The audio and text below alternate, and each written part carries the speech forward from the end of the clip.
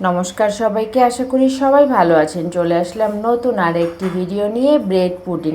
জানি না কেমন হবে, আজ প্রথমবার ট্রাই করেছিলাম, খুব টেস্ট হয়েছিল, কিন্তু আমার পুডিংটা একটু ভেঙে গেছিলো তাড়াহুড়া করার জন্য। চিনিটা ক্যারামেল করে নিলাম আর দুধটা ঘন করে জাল করে রেখেছিলাম, ব্লেন্ডারে দিয়ে দিলাম দুধ, পরিমাণ মতো চিনি আর ডিম দিয়ে দিলাম। বারবারই চিন্তা করছিলাম যে পুডিংটা কেমন হবে, কিন্তু টেস্টটা খুব ভালো এসেছিলো। আমি এর আগে হরলিক্স পুডিং করেছিলাম, ম্যাঙ্গো পুডিং করেছিলাম, নর্মালি পুডিংটা বেশি ভালো লাগে। পাউরুটির সাইডগুলি আমি কেটে নিলাম, ইউটিউবে দেখছি সবাই তৈরি করে, তাই আমিও একটু ডিফারেন্ট টেস্টের জন্য তৈরি করে দেখলাম, খুব ভালো হয়েছিল।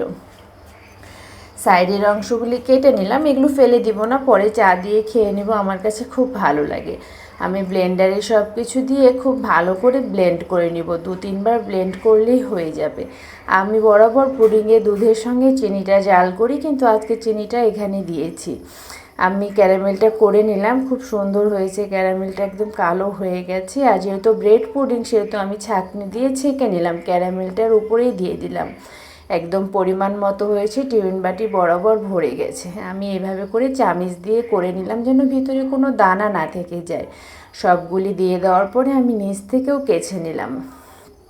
আর এখন ঢাকনা দিয়ে মুখটা ঢেকে দিব আর প্রেশার কুকারে দিয়ে দিব। যে কোনো পুডিংই আমার কাছে প্রেশার কুকারে খুব ভালো হয়, সিদ্ধটাও খুব ভালো হয়, ভাপটাও বের হয় না।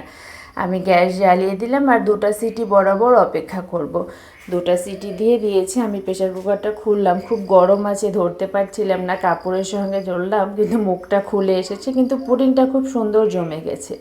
ঠান্ডা হয়ে গেছে, আমি সাইডটা চাকু দিয়ে কেটে নিলাম, এতে পুডিংটা খুব ভালো করে বের হয়ে আসে।